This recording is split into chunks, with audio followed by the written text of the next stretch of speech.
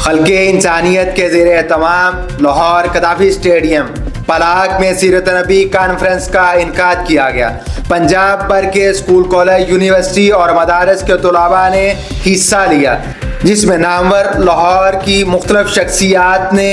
اس میں شرکت کی اور طلباء طالبات کی حوصلہ افزائی کی، جس میں چیئرپرسن مریم راشد، چیئرمین راشد احمد اور جنرل سیکرٹری شاہد احمد نے خلق انسانیت کی جانب سے بچوں میں شیلڈز اور سرٹیفکیٹ تقسیم کیے، ان کی حوصلہ افزائی کی۔ خلق انسانیت کی جانب سے آئے ہوئے تمام گیسٹ کو اعزازی شیلڈز اور اجرک سے نوازا گیا۔